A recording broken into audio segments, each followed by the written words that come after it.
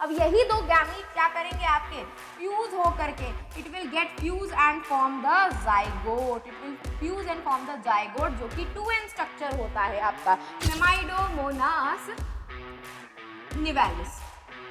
ये एक ऐसी एल्गी है जो आपके एक्सट्रीम लो टेम्परेचर में सरवाइव कर सकती है, जैसे कि स्नो में आपका। ये आपका एक रेड कलर का पिगमेंट इम्पार्ट करती है। क्या करती है, एक रेड कलर फाइट के आपके यूनिसेलुलर भी मिल जाएंगे, आपको मल्टीसेलुलर भी मिल जाएंगी। रोडोफाइट मोस्टली मल्टीसेलुलर होती हैं आपकी, कुछ बहुत आपको यूनि भी मिल। हे सेल्स, कैसे हो आप सब? आई होप सब बहुत अच्छे होंगे, सबकी पढ़ाई भी और लाइफ भी आई होप सो काफी अमेजिंग चल रही होगी। मैं हूं आपकी अपनी Khushboo ma'am, biology master teacher at Vedantu. तो आज के सेशन में हम स्टार्ट करने वाले हैं आपका एल्गे, जो प्लांट किंगडम का पार्ट है। इससे पहले लेक्चर नंबर 7 में हम ऑलरेडी बेसिक इंट्रो कर चुके हैं आपके प्लांट किंगडम का, तो मेक श्योर आप लोग जरूर करना, उसे अटेंड करना ना भूलें, क्योंकि उसमें मैंने बहुत बेसिक सी टर्मिनोलॉजीज को एक्सप्लेन किया था जो आपको इस पूरे चैप्टर में कहीं ना कहीं पढ़ने के लिए जरूर मिलेगी। तो अगर आपकी टर्मिनोलॉजीज की क्लियर होंगी तो आप इस पूरे चैप्टर को अच्छे से समझ पाओगे। ठीक है, चलो तो let's begin our session without wasting much more time. So here we go with the session flow. तो भाई सबसे पहले तो हम अपना शेड्यूल ऑफ द डे देखते हैं, फिर मोटिवेशनल कोट करते हैं, एक क्विज होती है, देन एनसीईआरटी क्वेश्चन और हमारा एक्सप्लेनेशन, एंड लास्ट में एक प्यारा सा होमवर्क का क्वेश्चन। चलो तो let's start with this, you are what you believe yourself to be. क्या बात है। तो बस अगर आप बिलीव करते हो कि हाँ मैं कर सकता हूँ नीट क्वालिफाई फर्स्ट अटेम्प्ट में ही, तो yes you can definitely do and you will do. बस इतनी सी चीज करनी है कि आपको कंसिस्टेंसी के साथ डेली बेसिस पे अच्छे से पढ़ाई करनी है, बिल्कुल भी इग्नोर नहीं करना, हर एक दिन को प्रॉपरली यूटिलाइज करना है। ठीक है, चलो तो भाई देखो, अगर किसी को इन केस मेरे सेशंस के अपडेट्स नहीं मिलते हैं या नोटिफिकेशंस नहीं रिसीव होते हैं, तो वो मुझे टेलीग्राम पे या टेलीग्राम चैनल को ज्वाइन कर सकते हैं। उसका लिंक जो है आपके सेशन के डिस्क्रिप्शन बॉक्स में अवेलेबल है। और इन केस अगर आपको मुझे पर्सनली रीच आउट करना है तो आप मुझे इंस्टाग्राम पे रीच आउट कर सकते हैं, खुशबू_भाटिया मेरा इंस्टाग्राम का अकाउंट है। चलो तो let's start with the flashback MCQs, and here you go with the very first MCQ कि which group of plants is primarily known for producing seeds। तो seeds bearing plants आपके कौन कौन से थे, जिम्नोस्पर्म एंड एंजियोस्पर्म, जिनको हम spermatophyte बोल रहे थे। ये टर्म मैंने आपको लेक्चर नंबर 7 में एक्सप्लेन किया था। तो सीड बियरिंग प्लांट्स यहाँ पे क्या हो गए, जिम्नोस्पर्म्स हो गए। आपके प्रिमिटिव प्लांट्स में, ब्रायोफाइट, टेरिडोफ्लाइट, एल्गी में सीड्स नहीं होते हैं। ठीक है, चलो next question, Which of the following is a key characteristics of angiosperms? क्या बताए थे, फल एंड फूल, flowering plants and fruit plant होते हैं, मतलब फल और फूल आते हैं आपके इन एंजियोस्पर्म्स प्लांट्स में। तो क्या हो गए, they have flowers and fruits, they have flowers and fruits. तो B is the correct answer. And let's start with our session का फ्लो। तो भाई सबसे पहले हम क्या करने वाले हैं, we will be doing alternation of generation. ठीक है, प्लांट्स में ऑल्टरनेशन ऑफ जनरेशन हम देखेंगे आपका क्या होता है, कौन सा फेज डोमिनेंट है, कौन सा फेज नहीं होता है।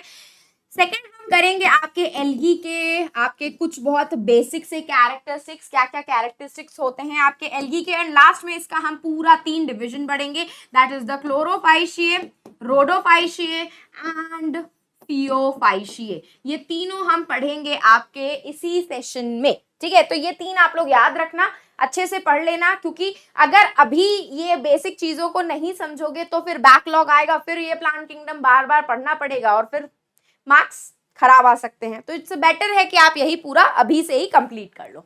चलो तो let's start with the very first thing, that is the alternation of generation. क्या पढ़ेंगे हम, ऑल्टरनेशन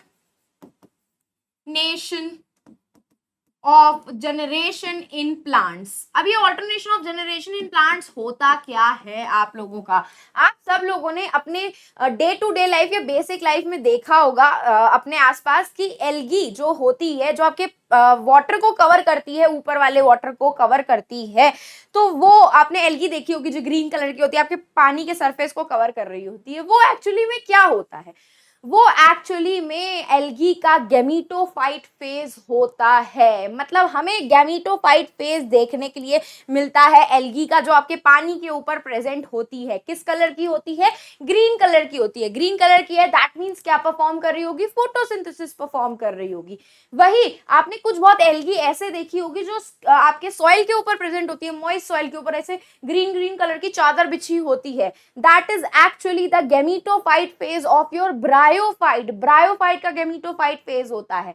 लेकिन अगर मैं बात करूं आपके टेरिडोफाइट की, अगर मैं बात करूं आपके एंजियोस्पर्म या जिम्नोस्पर्म की, जिसमें आपने बड़े बड़े पाइनस के प्लांट्स देखे, पाइनस के ट्रीज देखे होंगे, फर्न्स देखे होंगे खूब सुंदर सुंदर से, वो एक्चुअली में आपके गैमीटोफाइट फेज नहीं, स्पोरोफाइट फेज होता है आपका। देख रहे हो? डोमिनेंट फेज, डोमिनेंट फेज का मतलब यहाँ पे ये हो जाता है जो फेज आपको आंखों से सामने दिख रहा होगा। जैसे एल्गी में आपको गैमीटोफाइट सामने से दिख रहा होता है, जो ऊपर ग्रीन कलर की लेयर होती है पूरी पानी के ऊपर, that is the gametophyte phase. Bryophyte जो आपके स्क्वाइल के ऊपर ग्रीन ग्रीन एल्गी दिखती है, that is the gametophyte phase of bryophyte. वही में अगर टेरिडोफाइट, एंजियोस्पर्म और जिम्नोस्पर्म की बात करें तो आपको बड़े बड़े जो पौधे दिख रहे होते हैं और वो फर्न्स दिख रही होती हैं, वो एक्चुअली में क्या होती हैं? Those are the sporophyte phase of your pteridophyte, gymnosperm and angiosperms. तो देखा आपने, जो आपको सामने से आंखों से दिख रहा है that is considered as a dominant phase. Algae और ब्रायोफाइट्स में आपका गैमीटोफाइट फेज डोमिनेंट रहता है, जबकि अगर मैं बाकी एंजियोस्पर्म, जिम्नोस्पर्म्स या फिर टेरिडोफाइट की बात करूं तो उनका गैमीटोफाइट फेज डोमिनेंट रहता है। ठीक है, सॉरी, स्पोरोफाइट फेज डोमिनेंट रहता है। पॉलन ग्रेन की बात करूं, क्या है? गैमीट है ना, तो गैमीट तो अंदर हिडन है ना, अंदर प्रेजेंट होते हैं। हमें बाहर से क्या दिख रहा होता है? फूल दिख रहा होता है, दैट इज द स्पोरोफाइट दिख रहा होता है हमें, है ना। तो इस तरीके से आपका ये जो प्लांट की जो लाइफ साइकिल है ना, वो gametophyte, sporophyte, gametophyte, sporophyte, gametophyte, sporophyte के बीच में जगल करती रहती है। इसी को ही हम कहते हैं ऑल्टरनेशन ऑफ जनरेशन। तो आपका सबसे पहले ये जो जनरेशन स्टार्ट होती है, it starts with the gametophyte. Gametophyte कैसी होती है? गैमीटोफाइट का ploidy, sorry just a second, इसको रफ करके अच्छे से लिख देती हूँ। अब अगर मैं बात करूं गैमीटोफाइट की, तो गैमीटोफाइट कैसा होता है? ये आपका एन होता है। प्लॉइडी लेवल क्या होता है? इसका एन होता है। एन है, ये क्या बनाएगा? गैमीट्स की फॉर्मेशन करेगा। गैमीट्स आपके क्या होते हैं? गैमीट्स भी आपके हेप्लॉइड ही होते हैं, एन प्लॉइडी लेवल ही होता है। तो ये क्या करेगा? It will undergo mitosis. It will undergo mitosis. Mitosis करके क्या फॉर्म करेगा? It will form gametes. आपके गैमीट्स की फॉर्मेशन करेगा, जिसका प्लॉइडी लेवल क्या होगा? N will be the ploidy level of these gametes. अब यही दो गैमीट क्या करेंगे? आपके फ्यूज हो करके it will get fuse and form the zygote. It will fuse and form the zygote, जो कि 2n स्ट्रक्चर होता है आपका। ठीक है, अब यही जाइगोट क्या करता है? आपका डिविजन करके क्या बनाता है? स्पोरोफाइट की फॉर्मेशन करता है। स्पोरोफाइट क्या होता है? It is 2n in structure, 2n ploidy level होता है। तो मतलब यहाँ पे क्या हो रहा होगा? It will undergo mitosis. Mitosis करके स्पोरोफाइट की फॉर्मेशन करता है। और यही स्पोरोफाइट फिर किसकी फॉर्मेशन करता है? स्पोर्स की फॉर्मेशन करता है। आपके इस तरीके से स्पोर्स बनाता है। स्पोर्स आपके कैसे होते हैं? एन होता है उनका प्लॉइडी लेवल, एन होता है, मतलब आपका स्पोरोफाइट क्या है? 2n है। 2n से उसको n बनाना है, मतलब क्या हो रहा होगा? It will undergo meiosis. क्या कर रहा होगा? It will undergo meiosis. Meiosis का प्रोसेस कर रहा होगा, स्पोर्स की फॉर्मेशन करेगा, दैट इज योर एन की फॉर्मेशन करेगा, स्पोर्स की फॉर्मेशन करेगा। अब भाई ये आपकी स्पोर्स जो है, ये तो एन हो गई। यही स्पोर्स आपकी क्या करती है? जर्मिनेट हो जाती है। It will germinate and form the gametophyte. यही स्पोर्स आपकी जर्मिनेट होकर के गैमीटोफाइट की फॉर्मेशन करती है, एन की फॉर्मेशन करती है आपकी। This is the alternation of generation in plants. ये पूरी प्लांट की लाइफ साइकिल, जिसमें गैमीटोफाइट, स्पोरोफाइट यही चलता रहता है। गैमीटोफाइट आपका एल्गे और आपके ब्रायोफाइट का डोमिनेंट फेज होता है, जबकि अगर मैं बात करूं टेरिडोफाइट, एंजियोस्पर्म और जिम्नोस्पर्म्स की, उनके अंदर स्पोरोफाइट आपका डोमिनेंट स्टेज माना जाता है, डोमिनेंट फेज माना जाता है। तो ये हो गया आपका ऑल्टरनेशन ऑफ जनरेशन खत्म। ठीक है, अब हम शुरू करेंगे आपके एल्गे के कॉमन कैरेक्टरिस्टिक्स, कि भाई एल्गे की क्या क्या कॉमन कैरेक्टरिस्टिक्स होती हैं। चलो भाई, यहाँ से शुरू कर लेते हैं हम एल्गे। एल्गी क्या होती है? मोस्टली एक्वाटिक होती है। कहाँ प्रेजेंट होती है? It will present in aquatic, पानी में प्रेजेंट होगी। लेकिन कभी कभी ये ना आपको मॉइस्ट मिट्टी के ऊपर, मॉइस्ट सॉइल के ऊपर, या गीली लकड़ी जो होती है उसके ऊपर भी मिल जाएगी, या गीला जो स्टोन होता है ना, मॉइस्ट स्टोन, उसके ऊपर भी मिल जाएगी। तो अलॉन्ग विद मोस्टली एक्वाटिक ये आपको मॉइस्ट सॉइल में, मॉइस्ट वुड में, या फिर मॉइस्ट स्टोन पे भी प्रेजेंट होती हैं, वहां पे भी आपको मिल जाएगी। ठीक है, उसके बाद अब मैं बात करूं अगर डोमिनेंट फेज की, तो क्या होता है आपका डोमिनेंट फेज? अभी मैंने जस्ट बताया था एल्गी का डोमिनेंट फेज मतलब जो आपको सामने से दिख रहा होता है, दैट इज द गैमीटोफाइट होता है आपके एल्गी का डोमिनेंट फेज। ये जो गैमीटोफाइट होता है ना, अगर आप वो एल्गी का डोमिनेंट फेज देखोगे, एल्गी का जो ग्रीन कलर का स्ट्रक्चर देखोगे ऊपर पानी के सरफेस के ऊपर, क्या उसको उसमें आपको कोई डिफरेंशिएशन दिखता है? कोई रूट्स दिख रही हो, या स्टेम दिख रही हो, या लीफ दिख रही हो, कुछ भी दिखता है? ऐसा कुछ नहीं दिखता है ना। वो बस क्या बनाते हैं? एक अनडिफरेंशिएटेड मास जैसा स्ट्रक्चर बनाते हैं, that is known as the thalloid. That is known as the thalloid. कोई अनडिफरेंशिएटेड मास होता है जो ग्रीन ग्रीन कलर का आपको दिख रहा होता है, ना उसमें रूट्स होती है, ना स्टेम होती है, और ना ही लीफ की प्रेजेंस होती है, उसको हम क्या बोलते हैं? थैलॉइड बोलते हैं। ये आपका जो गैमीटोफाइट होता है ना, इट इज एक्चुअली इंडिपेंडेंट। क्या होता है? इंडिपेंडेंट का मतलब आपको अभी पता नहीं होगा, बता देती हूँ। इंडिपेंडेंट का मतलब ये होता है कि अगर मैं ब्रायोफाइट की बात करूं, तो उसका जो गैमीटोफाइट फेज होता है ना, डोमिनेंट फेज, उसी के ऊपर उसका स्पोरोफाइट बनता है, और वो अटैच होते हैं आपस में। क्या होते हैं? अटैच होते हैं। लेकिन अगर मैं एल्गे की बात करूं, तो एल्गी में गैमीटोफाइट स्टेज अलग रहती है और स्पोरोफाइट अलग रहता है, वो आपस में जुड़े हुए नहीं होते। तो इसीलिए मैंने बोला दे आर इंडिपेंडेंट। इनके पास unicellular non jacketed sex organ present होते हैं, मतलब उसके पास कोई कोटिंग की प्रेजेंस नहीं होती है उन सेक्स ऑर्गन्स में। They have unicellular non jacketed sex organ. इनके पास unicellular non jacketed sex organ की प्रेजेंस होती है। अगर मैं अदर फेज की बात करूं, तो गैमीटोफाइट को हटा करके कौन सा अदर फेज बचेगा? That is your sporophyte. क्या बचेगा? That is your sporophyte. ठीक है, स्पोरोफाइट होते हैं, ये आपका यूनिसेलुलर होते हैं, दे आर यूनिसेल्युलर। कैसे होते हैं? यूनिसेलुलर होते हैं आपके। ठीक है, तो ये हो गया पूरा आपका एल्गे का थोड़ा बहुत कॉमन सा कैरेक्टरिस्टिक्स, जिसमें डोमिनेंट फेज आपका गैमीटोफाइट होता है, अनडिफरेंशिएटेड मास बनाता है, थैलॉइड इंडिपेंडेंट होते हैं, unicellular non jacketed sex organ present होता है, एंड ग्रीन कलर का दिखता है आपको, पानी के सरफेस पे ग्रीन ग्रीन कलर की दिखती है एल्गी। ग्रीन कलर की है तो क्या कर रही होगी? They can perform photosynthesis. क्या कर रहे होंगे? They can perform photosynthesis. अब ग्रीन कलर का पिगमेंट प्रेजेंट है तो ऑब्वियस ही बात है, क्या कर रहे होंगे? फोटोसिंथेसिस का प्रोसेस परफॉर्म कर रहे होंगे। ठीक है, इसके बाद अगर मैं और इसके कैरेक्टरिस्टिक्स की बात करूं, तो ये जो होते हैं आपके, दे आर क्रिप्टोगैम्स। एल्गी जो होती है, दे आर क्रिप्टोगैम्स। क्रिप्टोगैम्स का मतलब पता है क्या होता है? क्रिप्टोगैम्स का मतलब आपको लास्ट लेक्चर 7 में ही बताया था। क्रिप्टोगैम्स वो होते हैं जिनका रिप्रोडक्टिव ऑर्गन जो होते हैं वो हिडन होते हैं, they have hidden reproductive organs. Cryptogams होते हैं, नॉन वैस्कुलर होते हैं, कोई भी वैस्कुलर सिस्टम की प्रेजेंस नहीं होती भाई। रूट्स, लीव, स्टेम्स कुछ भी प्रेजेंट था? नहीं प्रेजेंट था। खुद ही पानी में रह रहे होते तो क्या जाइलम एंड फ्लोएम की जरूरत होगी पानी के ट्रांसपोर्टेशन करवाने में। नॉन एम्ब्रियोफाइट स्टेज होती है। नॉन एम्ब्रियोफाइट आप लोगों ने देखा, जाइगोट ही डिफरेंशिएट होकर के स्पोरोफाइट बना लेता है। आपका एम्ब्रियो बनाने का उसको मौका ही नहीं मिलता है। नॉन एम्ब्रियोफाइट होते हैं, एम्ब्रियो की प्रेजेंस नहीं होती है इनमें। ठीक है, अभी मैंने आप लोगों को बताया था दे आर मोस्टली एक्वाटिक, लेकिन कुछ बहुत ऐसी एल्गी भी होती हैं जो एक्सट्रीम लो टेम्परेचर पे रह सकती हैं, जैसे कि स्नो वगैरह में रह सकती हैं आपकी।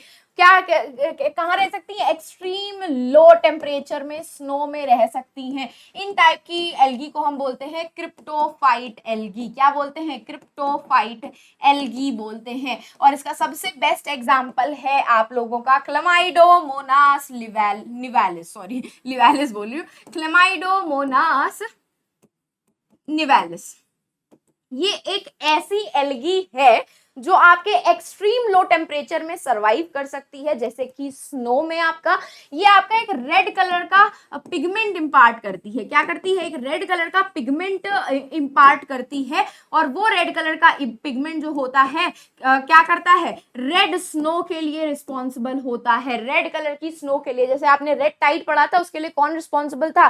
डाइनोफ्लैजिलेट्स। रेड सी के लिए आपकी ब्लू ग्रीन एल्गी रिस्पॉन्सिबल होती है। ब्लू ग्रीन एल्गी जब डेथ हो जाती है तो वो रेड ब्राउन, रेडिश ब्राउन में चेंज हो जाती है, तो जिसकी वजह से आपकी सी रेड कलर की दिखने लगती है। रेड टाइड्स किसकी वजह से थे?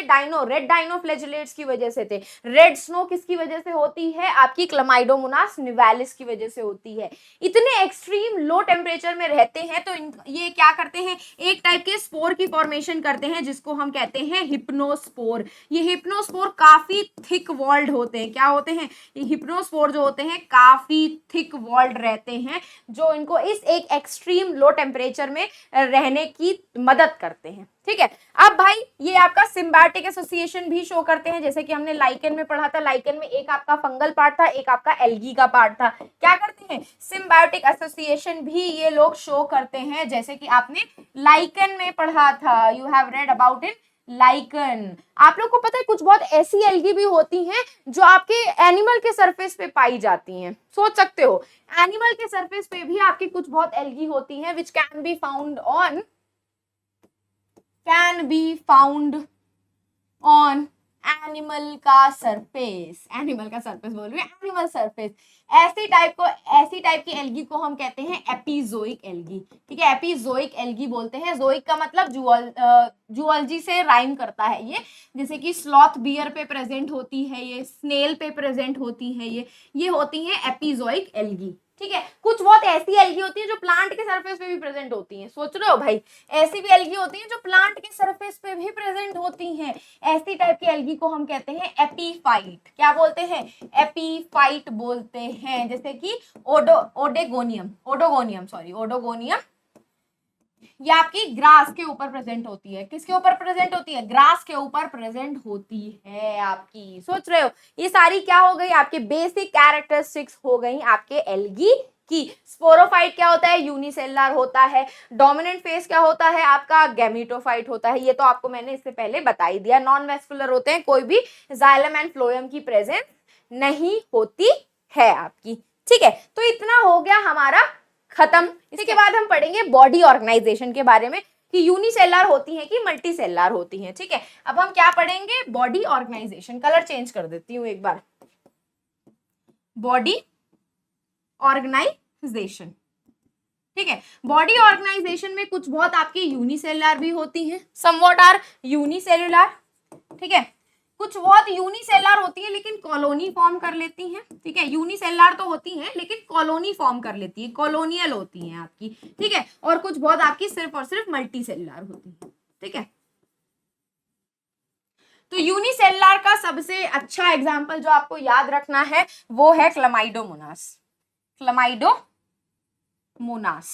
ये आपकी मोटाइल होती है। कैसी होती है? They are motile in nature, क्योंकि इनके पास फ्लैजिला की प्रेजेंस होती है। फ्लैजिलेटेड एल्गी होती है। ठीक है, फ्लैजिलेटेड होती है। एक होती है क्लोरेल्ला, ये भी आपकी यूनिसेलुलर होती है लेकिन ये आपकी नॉन मोटाइल होती है। कैसी होती है? They are non motile.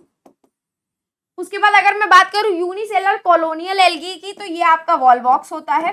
ठीक है, ये भी आपका मोटाइल होता है। कैसा होता है? वॉल्वॉक्स होता है, और ये भी आपका मोटाइल रहता है। ठीक है, और मैं बात करूं मल्टी सेलुलर की, तो जितनी भी आपकी फिलामेंटस फंगाई होती है ना, दे आर मल्टी सेलुलर। क्या होती है फिलामेंटस फंगाई? एक तो आप लोगों 10th क्लास में ही पढ़ करके आ रहे हो, स्पाइरोगायरा। ठीक है, स्पाइरोगायरा, क्लैडोफोरा, ये सब क्या होती है आपकी?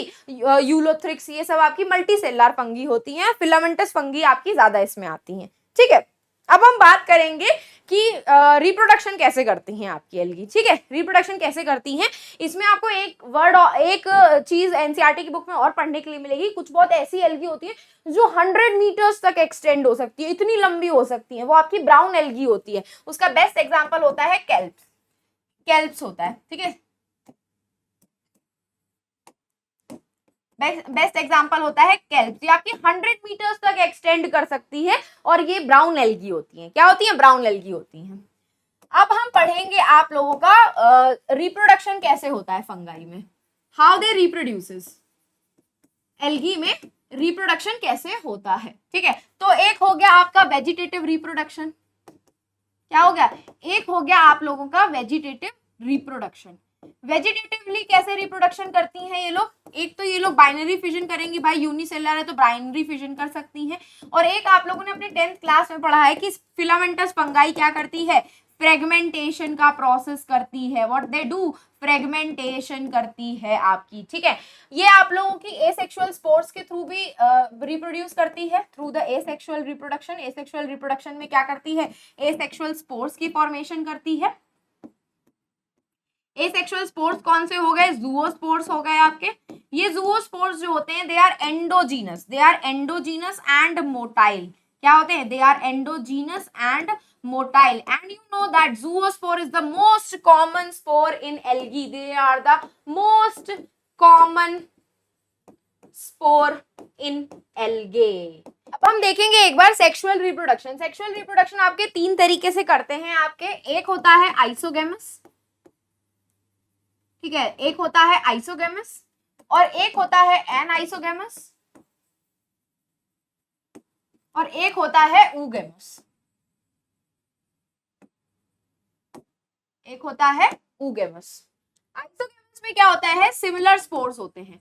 ऐसे सिमिलर स्पोर्स को हम लोग होमोस्पोर्स भी बोलते हैं। क्या बोलते हैं, सिमिलर स्पोर्स को हम लोग होमोस्पोर्स भी बोलते हैं। मतलब यहाँ पे आपके सिमिलर स्पोर्स होंगे, सिमिलर स्पोर्स मतलब साइज में एकदम सिमिलर रहते हैं, वो आपस में फ्यूज करते हैं, वो आपस में क्या करते हैं, फ्यूज करते हैं। जैसे कि एक ये स्पोर हो गया, एक ये स्पोर हो गया, दोनों सेम इन साइज होते हैं, ये आपका क्या करते हैं, जाइगोट की फॉर्मेशन करते हैं, that is known as the isogamous. दोनों जो स्पोर्स होते हैं वो सिमिलर इन साइज होते हैं। ये आपको फिलामेंटस फंगाई जैसे कि स्पायरोगायरा में देखने के लिए मिल जाते हैं, ठीक है, स्पायरोगायरा में देखने के लिए मिल जाते हैं। एंड ये जो स्पोर्स होते हैं आपके ये नॉन मोटाइल होते हैं, ठीक है, नॉन मोटाइल होते हैं, मतलब इनमें फ्लैजिला की प्रेजेंस नहीं होगी। क्या नहीं होगी, फ्लैजिला की प्रेजेंस नहीं होगी। एक स्पोर्स ऐसे होते हैं जो सिमिलर इन साइज होते हैं but they are motile, but they are motile. Motile का मतलब उनमें फ्लैजिला की प्रेजेंस होगी, है ना। तो इसका एग्जाम्पल रहेगा आपका some members of Chlamydomonas, some members of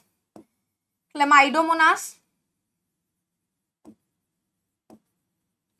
कुछ बहुत मेंबर्स आपके क्लैडोफोरा के होते हैं, यूलोथ्रिक्स, ठीक है। ये आपके कुछ बहुत एग्जांपल्स हो गए जो आपके आइसोगेमस होते हैं, जो आइसोगेमी शो करते हैं। ये आपके जो स्पोर्स होते हैं सिमिलर इन साइज होते हैं, या तो मोटाइल होंगे या तो नॉन मोटाइल होंगे। मोटाइल होंगे तो फ्लैजिला की प्रेजेंस होगी, नॉन मोटाइल होंगे तो फ्लैजिला की प्रेजेंस नहीं होगी, ठीक है। एनाइसोगेमस में क्या होता है, एनाइसोगेमस मतलब आपस में साइज सिमिलर नहीं होगा। क्या नहीं होगा, साइज की सिमिलैरिटी नहीं होगी, मतलब एक आपका छोटा होगा और एक आपका इसमें बड़ा होगा, लेकिन दोनों ही मोटाइल रहेंगे। क्या होंगे, दोनों ही मोटाइल रहेंगे, और एक आपका छोटा रहेगा, एक आपका बड़ा रहेगा, लेकिन दोनों ही नॉन मोटाइल रहेंगे। इसका एग्जांपल है कुछ बहुत मेंबर्स ऑफ क्लमाइडोमोनास। क्लमाइडोमोनास के कुछ बहुत मेंबर्स में आपको एनाइसोगेमी देखने के लिए मिल जाएगी। सम मेंबर्स ऑफ क्लमाइडोमोनास, और ये आपको यूडोरिना इसमें भी देखने के लिए मिल जाएगी। ये आपके नए एनसीईआरटी में ऐड हुआ है, तो ये वाला आपको टर्म याद रखना है, यूडोरिना। ये आपके नई एनसीईआरटी में ऐड हुआ है, ठीक है, ये आपकी नई एनसीईआरटी में ऐड हुआ है। ऊगैमस जो होता है यहाँ पे आपका साइज में सिमिलैरिटी नहीं होती है। क्या नहीं होती है, साइज में सिमिलैरिटी नहीं होती, और मोटिलिटी में भी नहीं होती। अब यहाँ पे देख रहे हो साइज में तो डिसिमिलैरिटी थी, लेकिन मोटाइल तो थे आपके, दोनों मोटाइल थे या दोनों नॉन मोटाइल थे। यहाँ पे भी साइज भी डिफरेंट रहता है स्पोर्स का, और वो एक मोटाइल रहता है, एक आपका नॉन मोटाइल रहता है, ठीक है। एक आपका साइज में छोटा रहेगा लेकिन मोटाइल रहेगा, एक साइज में बड़ा रहेगा लेकिन नॉन मोटाइल रहेगा, ठीक है। ये आपका सबसे बेस्ट एग्जांपल रहता है आपकी red algae, that is red algae, ठीक है। एक आपका मोटाइल है, एक आपका बड़ा है, एक आपका छोटा है नॉन मोटाइल है, और बड़ा भी आपका नॉन मोटाइल ही है, ठीक है। तो साइज में भी डिफरेंस आ जाता है, साइज भी अलग अलग रहते हैं और मोटिलिटी भी अलग अलग रहती है। तो ये 3 टाइप के रिप्रोडक्शन आपकी एल्गी परफॉर्म करती है, ठीक है।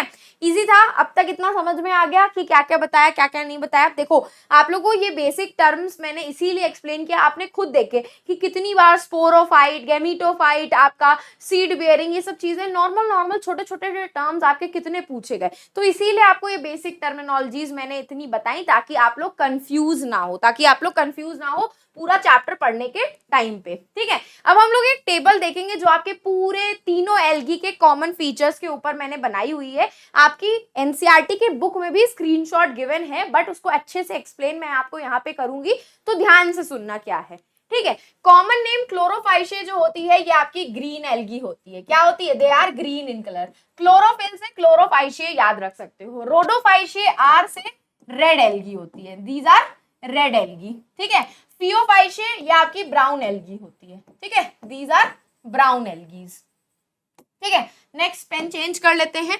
हैबिटेट की बात करूं तो क्लोरोफाइशिया जो होती है they are found in fresh water, mostly in fresh water, they are mostly in fresh water में प्रेजेंट होगी। वेरी फ्यू एक्वाटिक, बहुत ही फ्यू जो होती हैं वो आपकी एक्वाटिक होती हैं, सॉरी वेरी फ्यू आपकी मरीन होती हैं, एक्वाटिक बोल रही हूँ, पानी तो एक्वाटिक ही रहेगा।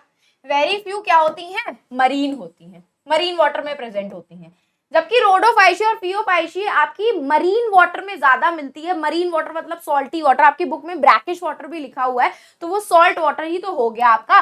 तो ये मोस्टली इन मरीन वाटर, ये दोनों ही मोस्टली इन मरीन वाटर मिलती हैं, ठीक है। Very few in aquatic, very few in fresh water, very few in fresh water, दोनों में सेम है, ये भी सेम है यहाँ पे, सेम, ठीक है।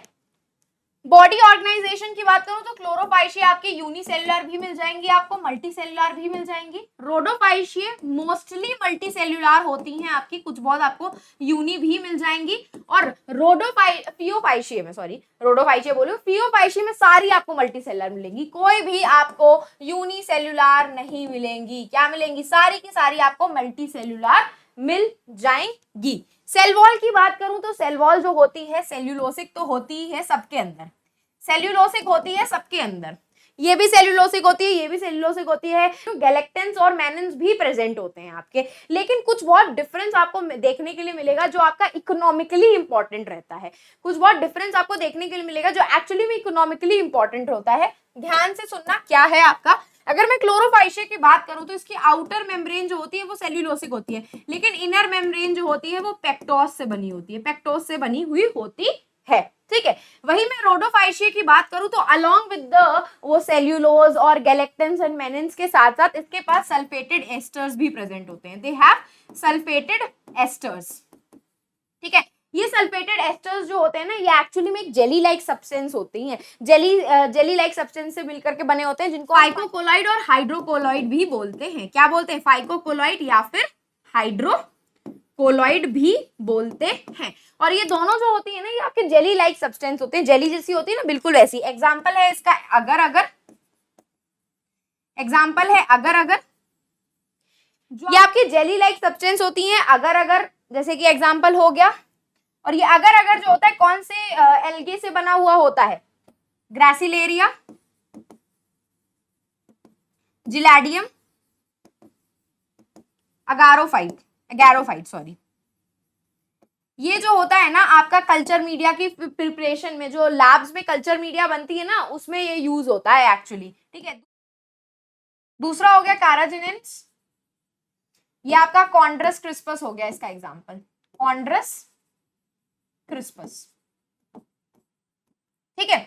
कॉन्ड्रस क्रिस्पस ये आपके जेली लाइक सब्सटेंस होते हैं एक्चुअली में, और जिनको हम फाइकोकोलॉइड, हाइड्रोक्लोराइड बोलते हैं, और ये ना इकोनॉमिकली इंपॉर्टेंट होते हैं। ये जो आपने सब्सटेंसेस देखे ना ये आपके काराजिनेंस, और ये एक्चुअली में स्टेबलाइजर्स की तरह काम करते हैं, कॉस्मेटिक्स में स्टेबलाइजर्स की तरह काम करते हैं, आपके कॉस्मेटिक्स में यूज होते हैं ये, ठीक है। वही मैं अगर बात करूं आपकी फियोफाइशिया की, इसके अंदर नॉन सल्फेटेड ईस्टर्स प्रेजेंट होते हैं। What they contain non sulphated esters, non sulphated esters. और ये नॉन सल्फेटेड ईस्टर्स में आपका क्या प्रेजेंट होता है? फाइकोकोलॉइड, ये फाइकोकोलॉइड होता है इसमें, जेली लाइक सब्सटेंस इसका फाइकोकोलॉइड। और ये क्या है?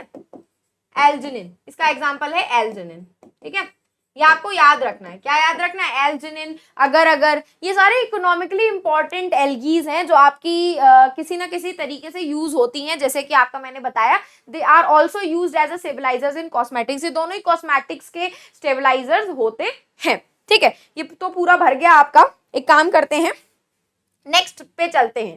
अगर मैं बात करूं आपके फोटोसिंथेटिक पिगमेंट की, ठीक है, अगर मैं आपकी बात करूं फोटोसिंथेटिक पिगमेंट की, इधर नहीं लिखती हूँ एक्चुअली में, एक स्लाइड खाली थी ना हमारी ये वाली। अगर मैं बात करूं आपके फोटोसिंथेटिक पिगमेंट की, कि भाई आपकी क्लोरोफाइशिये, फियोफाइशिये एंड रोडोफाइशिये में क्या प्रेजेंट होता है फोटोसिंथेसिस पिगमेंट की बात करूं तो क्लोरोफाइशिये में आपका chlorophyll a and b present होता है। What they contain chlorophyll a and b. वही मैं अगर बात करूं रोडोफाइशिये की तो इनके अंदर क्लोरोफिल ए होता है। क्लोरोफिल ए तो आपको तीनों में मिलेगा, मतलब क्लोरोफिल ए कॉमन है आपका। क्लोरोफिल ए के साथ साथ आपका यहाँ पे प्रेजेंट होता है डी। रोडो में डी आ रहा है तो डी याद रखना है, रोडोफाइशिये। ठीक है, तीसरा कौन सा हो गया आप लोगों का, फियोफाइशिये। ठीक है, फियोफाइशिये। ये जो फियोफाइशिये है इसमें क्लोरोफिल के साथ साथ, इसमें क्लोरोफिल के साथ साथ, क्लोरोफिल ए के साथ साथ सॉरी, कौन सा प्रेजेंट होता है, सी प्रेजेंट होता है। अब मैंने आप लोगों को बताया था कि जो हायर प्लांट्स होते हैं उनमें क्या प्रेजेंट होता है, क्लोरोफिल ए और बी प्रेजेंट होता है। तो क्या आप लोग देख सकते हो क्लोरोफाइशियस में ए एंड बी दोनों क्लोरोफिल प्रेजेंट होते हैं। तो ये हायर प्लांट लाइक वो नहीं हो गया कैरेक्टरिस्टिक्स, क्या हो गया, हायर प्लांट लाइक कैरेक्टरिस्टिक्स हो जाते हैं। उसके बाद एक्सेसरी पिगमेंट्स भी कुछ बहुत प्रेजेंट होते हैं इनके अंदर। जैसे कि अगर मैं बात करूं आपके क्लोरोफाइशिये की तो उसमें प्रेजेंट होता है कैरोटेनॉइड्स, है ना। इसमें प्रेजेंट होता है फाइकोबिलिन्स। क्या प्रेजेंट होता है, phycobilins. Example R phycocyanin, R phycocyanin जो ये ब्लू कलर इंपार्ट करता है, इस एल्गी को क्या करता है, ब्लू कलर इंपार्ट करता है। और एक प्रेजेंट होता है इसमें फाइको इरिथ्रोइड जो इसको रेड कलर इंपार्ट करता है, इसीलिए हम लोग रोडोफाइशिये को रेड एल्गे बोलते हैं। ठीक है, इसीलिए हम लोग रोडोफाइशिये को क्या बोलते हैं, रेड एल्गी बोलते हैं। फियोफाइशिये की बात करें तो इसमें प्रेजेंट होता है फ्यूकोजैंथियम। क्या प्रेजेंट होता है, फ्यूकोजैंथियम प्रेजेंट होता है, जो इसको क्या करता है, ब्राउन कलर इंपार्ट करता है, जिसकी वजह से इन्हें ब्राउन एल्गे बोला जाता है। क्या बोला जाता है, ब्राउन एल्गे बोला जाता है। ठीक है, तो अब आप लोगों का ये ना एनसीईआरटी की बुक में पूरी टेबल बनी हुई है, लेकिन उसमें इतना सारा इंफॉर्मेशन नहीं गिवन था, तो इसीलिए मैंने आपको ये इंफॉर्मेशन अपने साइड से प्रोवाइड कर दी, ताकि आप लोगों को पता चले कि वो हर एक जो वर्ड उसमें लिखा है टेबल में उसका मीनिंग क्या है। ठीक है, फ्लैजिलेशन की बात करें तो क्लोरोफाइशिये में 2 to 8 फ्लैजिला प्रेजेंट होते हैं। क्या प्रेजेंट होते हैं, 2 to 8 फ्लैजिला एपिकल होते हैं। ठीक है, क्या होते हैं, एपिकल पोजीशन होती है, सेंटर में प्रेजेंट होते हैं। And they are isokont, similar होते हैं शेप में, मतलब कोई छोटा बड़ा नहीं होता, आइसोकॉन्ट होते हैं और स्मूथ होते हैं, एकदम स्मूथ स्मूथ से होते हैं। ठीक है, रोडोफाइशिये में नो फ्लैजिला, कोई फ्लैजिला की प्रेजेंस नहीं होती है आपकी। और फियोफाइशिये की बात करें तो 2 फ्लैजिला प्रेजेंस होते हैं, इसमें 2 फ्लैजिला होता है इसका। ठीक है, और ये लेटरल होते हैं। कैसे होते हैं, लेटरल पोजीशनिंग होती है। जैसे कि अगर आपका ये हो गई तो एक आपकी दोनों आपकी यहाँ पे एक ये प्रेजेंट होता है, एक छोटा प्रेजेंट होता है, एक बड़ा प्रेजेंट होता है। जो छोटा वाला होता है वो एक्चुअली में स्मूथ होता है। क्या होता है, स्मूथ होता है। लेकिन जो लॉन्ग वाला होता है ना उसमें बहुत सारे ऐसे हेयर जैसे पार्टिकल्स प्रेजेंट होते हैं, इसीलिए इसको रफ बोला जाता है। ठीक है, तो ये इनके जो वो हो गए, कैसे हो गए, हेटेरोकॉन्ट हो गए, हेटेरोकॉन्ट। ठीक है, क्या हो गए, हेटेरोकॉन्ट हो गए, लेटरल हो गए। क्या हो गए, हेटेरोकॉन्ट हो गए और लेटरल हो गए। ठीक है, स्मूथ एक ही होता है, एक रफ होता है। पायरीफॉर्म शेप्ड होती है इनकी, कैसी होती है, पायरीफॉर्म और पियर शेप्ड होते हैं। ये कैसे होते हैं, दे आर पायरीफॉर्म और पियर शेप्ड। ठीक है, pyriform and pear shaped. Next आता है reserved food. This is one of the important part, क्योंकि रिजर्व्ड फूड से क्वेश्चन आते हैं कि हर एक जो क्लोरोफाइशिये, रोडोफाइशिये और फियोफाइशिये का रिजर्व फूड क्या होता है। तो क्लोरोफाइशिये की बात करूं तो रिजर्व्ड फूड होता है इसका पायरेनॉइड्स। क्या होते हैं, पायरेनॉइड्स, जिसमें एक है ना ऐसे सेंट्रल सा प्रोटीन प्रेजेंट होता है और आसपास ऐसे स्टार्च प्रेजेंट होती है। क्या होती है, ये एक सेंट्रल प्रोटीन होता है, ये इसका सेंट्रल प्रोटीन होता है और इसके आसपास क्या प्रेजेंट होता है, स्टार्च की प्रेजेंस होती है। ठीक है, स्टार्च की प्रेजेंस होती है। ठीक है, और उसके बाद आपके रोडोफाइशिये की बात करें तो फ्लोरिडियन स्टार्च प्रेजेंट होता है। इसका जो रिजर्व्ड फूड होता है फ्लोरिडियन स्टार्च, जो क्या होता है आपका, जो क्या होता है, सिमिलर होता है, similar to amylopectin and glycogen, amylopectin and glycogen. ये आपको सारे जो बायोमोलिक्यूल्स है ना, ये आपको बायोमोलिक्यूल्स चैप्टर में पढ़ने के लिए मिलेंगे कि भाई आपका ये जो फ्लोरिडियन स्टार्च है कैसे सिमिलर होता है अमाइलोपेक्टिन और ग्लाइकोजन से, ठीक है। अब अगर हम बात करें आपके फियोफाइशिया की, तो इसके अंदर प्रेजेंट होता है लेमिनेरियन। क्या प्रेजेंट होता है, लेमिनेरियन। इसका जो स्टोर्ड फूड होता है वो इसके अंदर क्या प्रेजेंट होता है, पॉलीसेक्राइड, मैनिटोल और अल्कोहल की प्रेजेंस होती है। तो ये जो टेबल है ये आप लोग थोड़ा सा नीट एंड क्लीन बना लेना, मैम की जो राइटिंग है वो बहुत बड़ी बड़ी है तो वो इतना बड़ा आपको शो हो रहा है। तो बस यही था पूरा आपका एल्गे का साइज, मैंने आपको बता दी माइक्रोस्कोपिक होती है, कोलोनियल फॉर्म वॉल्वॉक्स दिख जाता है आपका, यूनिसेलुलर क्लमाइडोमोनास क्लोरेला होता है, एक आपको फिलामेंटस दिख जाएगा जो स्पाइरोगायरा होता है, और मल्टीसेलुलर भी होते हैं आपके जो होते हैं स्पाइरोगायरा, यूलोथ्रिक्स स्पाइरोगायरा, ठीक है। उसके बाद हमने क्या पढ़ा था, 3 टाइप के रिप्रोडक्शन पढ़े थे। वेजिटेटिव रिप्रोडक्शन पढ़ा था जिसमें बाइनरी फिजन और फ्रेगमेंटेशन था। एसेक्सुअल रिप्रोडक्शन में हमने जूओस्पोर पढ़े थे जो कि आपके एंडोजीनस थे, मोटाइल थे, और मोस्ट कॉमन एसेक्सुअल स्पोर्स होते हैं एल्गी में। सेक्सुअल रिप्रोडक्शन में फ्यूजन ऑफ गैमीट्स होता है जो 3 तरीके से होता है। आइसोगैमस जहां पे सिमिलर इन साइज होते हैं, या तो फ्लैजिलेटेड होंगे या तो नॉन फ्लैजिलेटेड होंगे, मतलब मोटाइल होंगे या नॉन मोटाइल होंगे। एंड आइसोगैमस में सिमिलैरिटी नहीं होती है साइज में, लेकिन मोटाइल और नॉन मोटाइल हो सकते हैं, ठीक है। ऊगैमस में साइज में भी सिमिलैरिटी नहीं होती है और एक आपका मोटाइल रहता है, एक आपका नॉन मोटाइल रहता है। यही हमने पढ़ा था। यूजेस ऑफ एल्गी मैंने आप लोगों को बताया था कि फोटोसिंथेसिस करवाता है, ऑब्वियस सी बात है, लार्ज प्रोड्यूसर होता है आपका, एक्वाटिक एनिमल्स में हेल्प करता है। 70 species of marine algae are used as food, food के यूज हो सकता है एज अ फूड, आपका 70 प्लस एल्गी यूज हो सकते हैं, जैसे कि पोरफायरा, लेमिनेरिया एंड सार्गासम, ठीक है। अगार आपको बताया था कमर्शियली, अगार कल्चर मीडिया प्रिपेयर करने में, जेलीडियम आपका ग्रासिलेरिया ये यूज हो सकता है। किसमें प्रेजेंट था आपका, रोडोफाइशिया में प्रेजेंट था। Use to grow microbes and the creams like jellies, as a stabilisers भी यूज होते हैं, ये क्या कॉस्मेटिक्स में, ठीक है। ये रहा आपका सारा। Hydrochlorides, water holding substances, algin brown algae आपकी, कैराजिन रेड एल्गी होती है, these are used as commercially.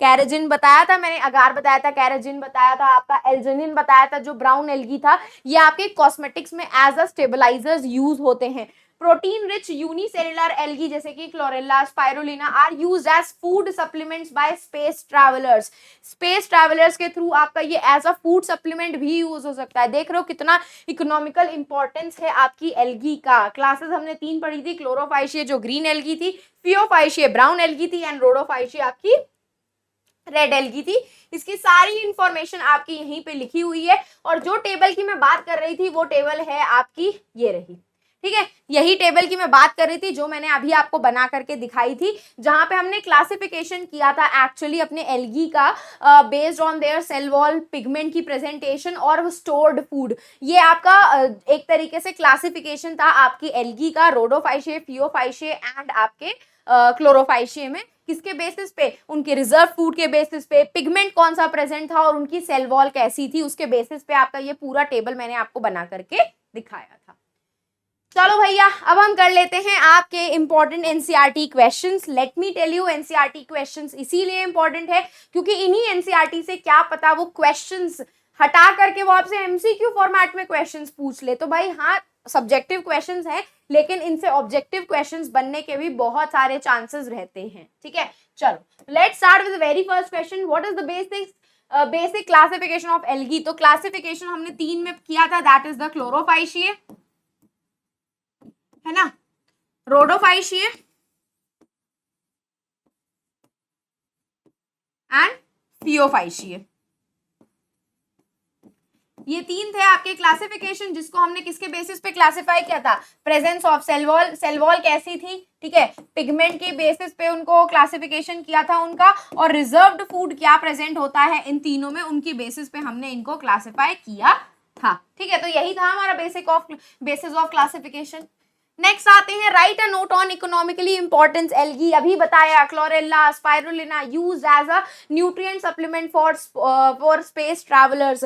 एल्जिनिन हम यूज करते हैं एज अ स्टेबलाइजर। कैराजिन ये भी हम यूज करते हैं chemicals as a sorry cosmetics के स्टेबलाइजर्स की तरह अगर या यूज कर रहे थे for the preparation of culture media के ऊपर, या आप माइक्रोबायोलॉजी में पढ़ोगे कि इन्हीं कल्चर मीडिया के ऊपर हम माइक्रोब्स की ग्रोथ करवाते हैं और फिर उनके बारे में हम स्टडी करते हैं। तो ये सब क्या थे आपके इकोनॉमिकली इंपॉर्टेंट एल्गी थे। Explain briefly isogamy, oogamy and anisogamy. Isogamy में क्या था हमारा, सिमिलर इन साइज, जो आपके गैमीट्स थे they are similar in size gametes fuse हो रहे थे, ठीक है, सिमिलर इन साइज, ठीक है। फिर आपका क्या था, एनाइसोगेमी था,